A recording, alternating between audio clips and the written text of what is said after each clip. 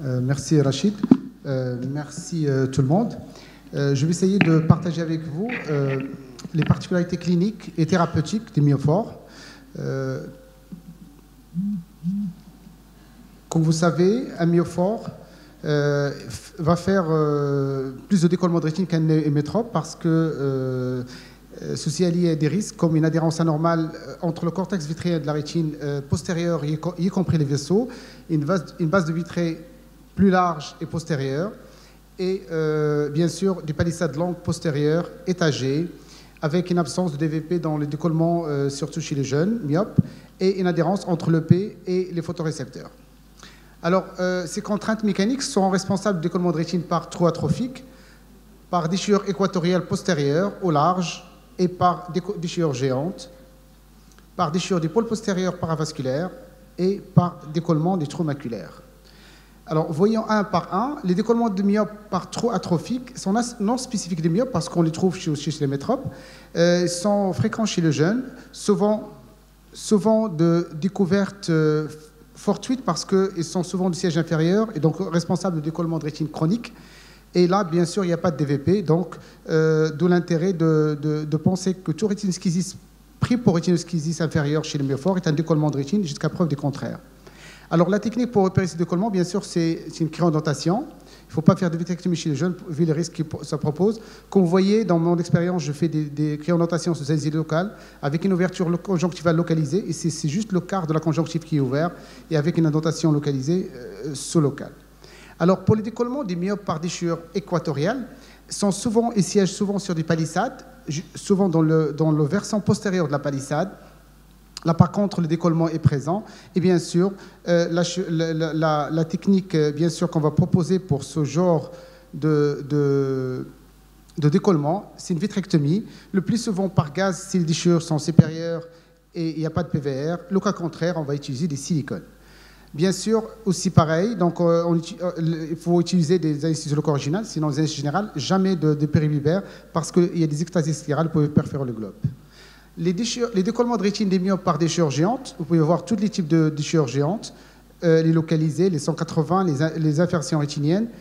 Et bien sûr, ces déchirures sont assez fréquentes chez le myope, plus que 50%. Et bien sûr, le choix thérapeutique, c'est une vitrectomie silicone. On va utiliser des gaz si la déchirure est supérieure. Alors, j'ai pu développer dans ma pratique une technique que j'ai adaptée, que je passe plus par silicone dicaline, je passe par silicone air en faisant un échange sec. Maintenant, c'est vrai, dans les déchirures géantes, on peut avoir un phénomène de glissement que j'arrive parfaitement à gérer en tamponnant, en allant bien sûr doucement, et en tamponnant le liquide, en épongeant le liquide au bord de la déchirure, et comme ça, vous n'aurez aucune bulle qui va se former de DSR, et automatiquement, aucun phénomène de glissement. La cryoapplication des bornes dans ce genre de décollement est abandonnée. Bon, avec les visualisations qui existent actuellement, on arrive parfaitement à voir les cornes, à les travailler et à réaliser de l'endolaser sans aucun problème. Alors, les décollements des rétines par déchirure postérieure paravasculaire, très spécifiques des myopes, cela témoigne de l'adhérence anormale que le myope a au niveau de sa périphérie, mais aussi au niveau des pôles postérieurs. Et bien sûr, chez ces patients, l'indication, bien sûr, est une vitrectomie silicone. Là, par contre, on va voir l'intérêt de l'Équinacorte. Autant on peut ne pas faire sur le décollement du myope par déchirure, pas de Équinacorte, mais dans les décollements de rétine postérieure, et notamment on va voir par trou maculaire, il faut utiliser l'Équinacorte. Ici, chez ce patient, je voudrais vous montrer un petit peu la profondeur que cet œil a et mes instruments qui ne sont pas adaptés à ce type de décollement. Donc, je suis obligé de déprimer la sclère pour pouvoir tamponner les déchirures paravasculaires ici de sillage nasal. Et bien sûr, vous voyez l'atrophie qui est très importante au niveau des pôles postérieurs. Là, il y en a 2 déchirures paravasculaires, 2 en nasal et 2 en temporal, juste en paramaculaire. Et vous imaginez bien le laser qu'on va réaliser ici, qu'il faut être un laser bien dosé. Trop fort, vous allez trouer la rétine parce qu'il est très mince. Vous avez un épithélium pigmentaire qui est presque absent. Donc, la pixie laser, bien sûr, post-opératoire, reste à confirmer. Alors, le dernier cas, c'est le décollement de rétine des myopes par trou maculaire. Là, par contre, ce sont très spécifiques des décollements des myophores. très fréquent en Asie et chez les femmes, de moins de 10 dioptries. Deux conditions, il faut un staphylum et bien sûr un cortex vitrien attaché à la macula. L'évolution de ces décollements est très lente. Donc souvent, vous avez un trou maculaire qui va se décoller au niveau des bords, alors que chez les sujets hémétropes, vous allez trouver des trous maculaires qui datent depuis des années et ne bougent pas. Alors chez les myopes, non, des trous maculaires vont se transformer en décollement de rétine qui va aller progressivement siéger au niveau des pôles postérieurs. Si maintenant, vous voyez comme ici, ça se raccorde au niveau de la périphérie rétinienne, il faut se douter sur la présence d'une déhiscence périphérique. Ici, vous avez vu qu'on va disséquer une membrane très importante au niveau de la macula, qui n'est pas habituelle, d'accord, dans les décollements des myopores. Souvent, il n'y a pas de PVR.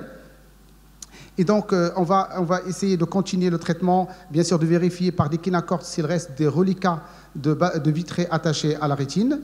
Et bien sûr, à travers un tamponnement doux à travers le trou maculaire, parce que sinon, si vous faites de façon un petit peu brutale, vous risquez d'ouvrir le trou et de déchirer.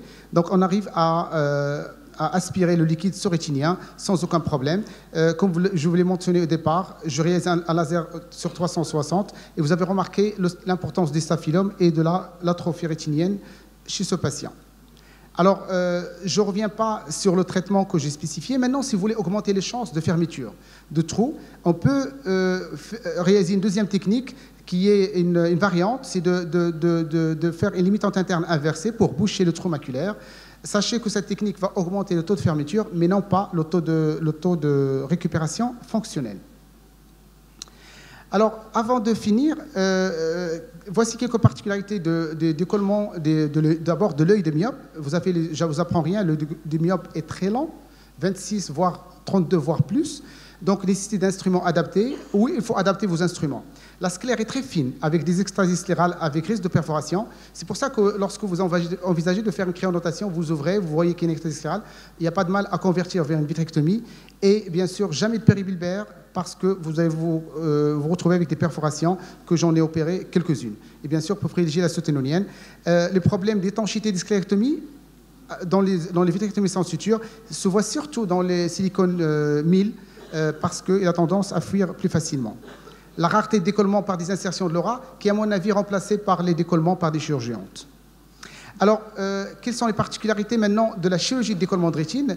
Que les décollements de rétine, bien sûr, de myofore sont souvent, en cas de retard, seront très hypotones, avec décollement choroïdien, des synéchies iridocristalliniennes, sont très pévérogènes, et la dissection de la limitante interne sur rétine de coller est très conseillée, sinon on va se faire aider par du bleu de perfluoré carbone, parce que quand vous appliquez la rétine sur la rétine des myofores, vous allez perdre le contraste. Donc on préfère la faire sur une rétine décollée. Et bien sûr, la chirurgie combinée, très bonne indication, comme ça vous se débarrasser de la myopie.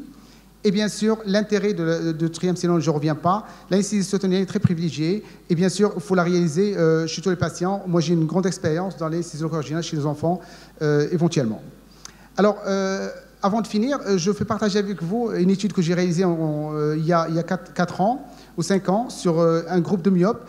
Et ça sort que vous avez remarqué qu'en cryodentation, vous avez ici le taux de récidive de 16% contre 8% pour les trous. Et donc, ça sort que la vitrectomie est indiscutable pour les décollements de rétine des myofores en matière de trous maculaires, déchirure géante, déchirure postérieure. Cependant, pour les sujets jeunes, avec décollement inférieur par trou antérieur, la cryoapplication est meilleure avec un résultat supérieur. La vitrectomie, bien sûr, chez le pseudofac et en cas de PVR. Et en conclusion finale, le décollement du myope est très particulier par le fait que c'est des gros yeux à sclère fine, type particulier et compliqué de déhiscence, aggravation rapide des tableaux cliniques préopératoires et parfois péropératoires, contrairement à l'œil de l'hémétrope, des instruments adaptés et des difficultés opératoires qui font que toutes ces particularités supposent une prise en charge sans faute et un savoir-faire confirmé. Je vous remercie.